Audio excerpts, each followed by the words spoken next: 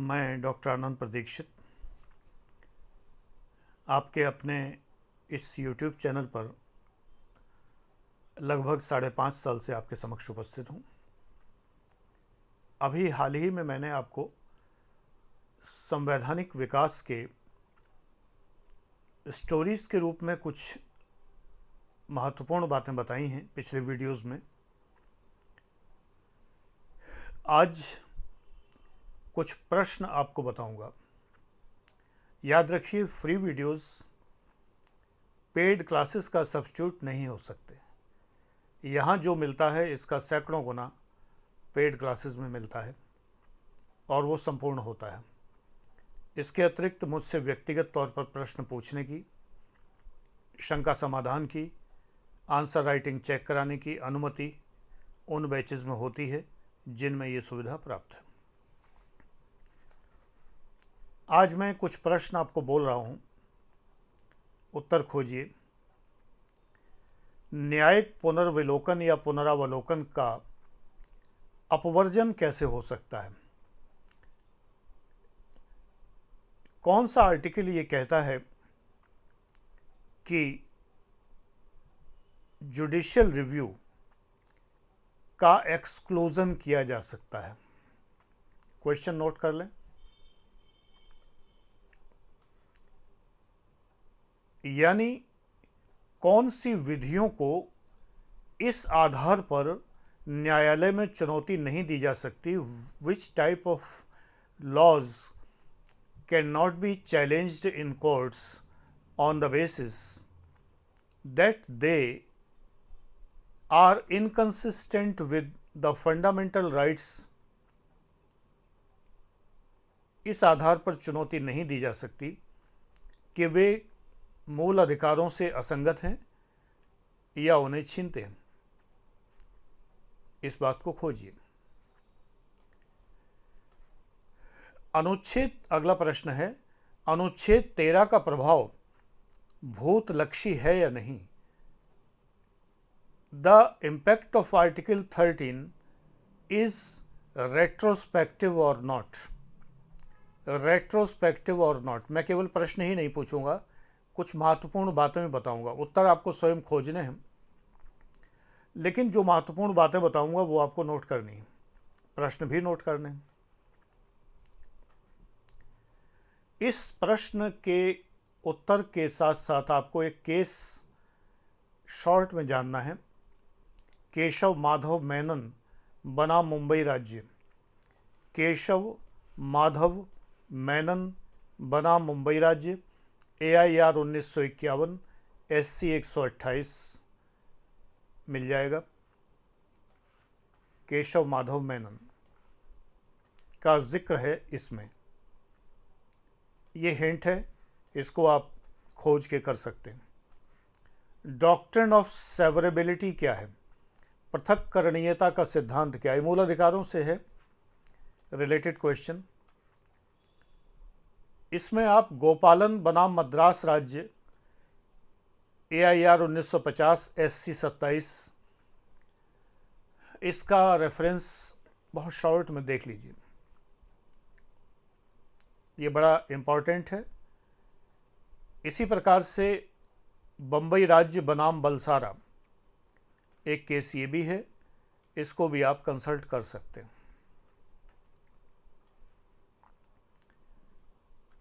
अब एक चीज़ मैं बताने जा रहा हूँ। एक बड़ा प्रसिद्ध केस हुआ है रोमेश थापर बनाम मद्रास राज्य। इसमें माननीय न्यायालय ने कहा है, जब न्यायालय कहूँ तो इसका मतलब सर्वोच्च न्यायालय ही होता है और कभी कभी उच्च न्यायालय।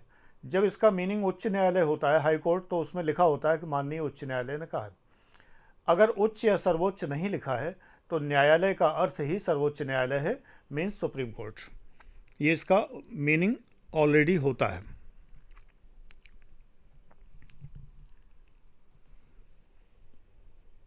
रोमेश थापर बनाम मद्रास राज्य, मैं उसका सार पढ़ रहा हूँ। इतना ही सार आपको जानना चाहिए। इससे आपको ये भी पता चल जाएगा जब कोई केस लॉ आप पढ़ते हैं तो कितना सारांश आपको जानना चाहिए। जहाँ विधि का आशय, हिंदी ट्रांसलेट करके पढ़ रहा हूँ, जहाँ विधि का आशय मूल अधिकारों पर निर्बंधन लगाने का प्राधिकार देना है और वो ऐसी व्यापक भाषा में है जो संविधान द्वारा विहित सीमाओं के अंदर और बाहर दोनों प्रकार के निर्बंधनों में आती है, जहाँ दोनों की पृथक्करणीयता संभव नहीं है, वहाँ पूरे अधिनियम को ही अवैध घोषित कर दिया जाएगा। जब तक ऐसे प्रयोजनों के लिए जो कि संविधान द्वारा अनुमोदित नहीं हैं, इसके लागू होने की संभावना को दूर नहीं किया जाता, तब तक उस विधि को पूर्णतया असंवैधानिक और शून्य घोषित किया जाना आवश्यक है। अब जिन हिंदी मीडियम के लोगों को ये हिंदी समझ में नहीं आती है, तो वो ये जान लें कि यही स्टैंडर्ड हिंदी है। उन लोगों के बहकावे में ना आए जो कहते हैं कठिन हिंदी जानबूझ के रखी जाती है और हिंदी के लोगों से भेदभाव किया जाता है।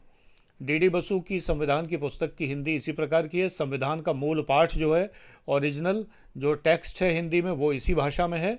एग्जैक्टली न्यायालय के निर्णय इसी भाषा में होते हैं।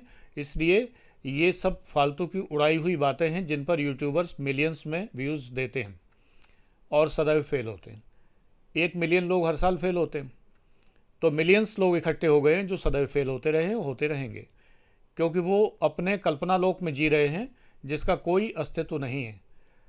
आप अधिकारी बनने जा रहे हैं, भारत चलाने जा रहे हैं, ये भाषा आपको समझनी पड़ेगी। इवन फाउंडेशन बैच तक में मैंने इस भाषा के शब्द इतने स्पष्ट कर दिए हैं, इतने अच्छे से हिंदी और इंग्लिश दोनों में समझा, मेरे सारे बैच बाइलिंगुअल हैं, अच्छे से समझा दिए हैं कि आपको ये भाषा समझने में कोई कठिनाई नहीं होगी। इसका मीनिंग क्या है जो मैंने पढ़ा? इसका मीनिंग सिंपली ये है कि कोई लॉ जो बनाया जाता है, पार्लियामेंट बनाती है, अगर उसका इरादा ये है कि जो संविधान की सीमाओं के अंदर रहते हुए फंडामेंटल राइट्स पर रेस्ट्रिक्शन लगाना चाहता है कोई कानून, और उसमें कोई पार्ट ऐसा है जो कि फंडामेंटल राइट से इनकंसिस्टेंट है, और फिर एक और बात है कि अगर वो हिस्सा बिल्कुल पृथक्करणीय है यानी अलग है, तब तो उतना ही हिस्सा इनवैलिड हो जाएगा जुडिशियल रिव्यू के द्वारा, और अगर वो पृथक नहीं किया जा सकता तो पूरा एक्ट ही नल एंड वाइड हो जाएगा, यानी शून्य हो जाएगा। अब हो जाएगा अपने आप थोड़ी हो जाएगा, ऑटोमेटिक चिप थोड़ी लगी उसमें 2000 के नोट में जैसी लगी थी सो कॉल्ड, तो वो थोड़ी चिप लगी हुई है। उसे न्यायालय में चुनौती देनी होगी और न्यायालय उसको शून्य घोषित करेगा। चुनौती या तो देनी होगी जनहित याचिका के द्वारा या व्यक्तिगत याचिका के द्वारा, तभी न्यायालय संज्ञान लेगा। न्यायालय स्वतः संज्ञान भी ले सकते हैं, लेकिन वो एक रेयर चीज़ होती है जब स्वतः संज्ञान लेते हैं, यानी सुयो मोटो एक्शन लेते हैं। तो एक तो ये बात थी। एक और बात बताने जा रहे हैं।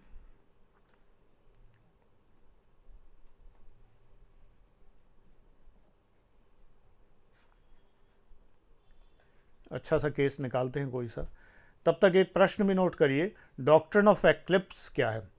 आच्छादन का सिद्धांत क्या है? अनुच्छेद 13 के उपखंड 1 पर आधारित है, 13(1) पर आधारित है।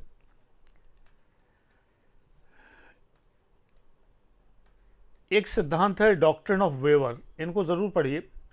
डॉक्ट्रिन ऑफ वेवर, अधित्याग का सिद्धांत।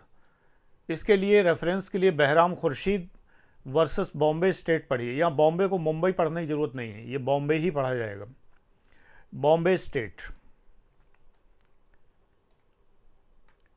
एक बड़ी अच्छी बात कही गई है, न्यायालय ने होल्ड किया है, मूल अधिकार केवल व्यक्तिगत हित के लिए नहीं वरन लोकनीति के आधार पर जनसाधारण के हित में संविधान में समाविष्ट किए गए।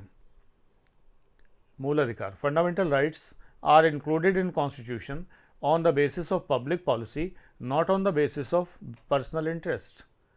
ठीक है, तो ये बहुत ज़रूरी हैं चीज़ें जानना आपके लिए। अगर ये जानेंगे तभी आप उत्तर ठीक से लिख पाएंगे, निबंध ठीक से लिख पाएंगे और इंटरव्यू के गूढ़ प्रश्नों का उत्तर दे पाएंगे। याद रखिए, इंटरव्यू में इसी प्रकार के गूढ़ प्रश्न पूछे जाते हैं, गहरे प्रश्न पूछे जाते हैं। जो वाहियात प्रश्न यूट्यूब पर लिखे होते हैं अश्लील, वो कभी नहीं पूछे जाते हैं। ये कुछ बहुत चालाक धूर्त लोगों की मन की उपज है और ऐसे प्रश्न कभी नहीं पूछे जाते हैं। इन प्रश्नों के लिए आपको रिपोर्ट करना चाहिए यूट्यूब को कि ये गलत है और इसको फ्लैग करना चाहिए। जब बहुत लोग फ्लैग करेंगे तो वीडियो डिलीट हो जाएगा। कितने अभद्र और कितने अश्लील प्रश्न लिखे रहते हैं, ऐसे प्रश्न नहीं आते। आप फाउंडेशन कोर्स ज्वाइन करें या फुल कोर्स प्लेटिनम या गोल्ड बैच ज्वाइन करें।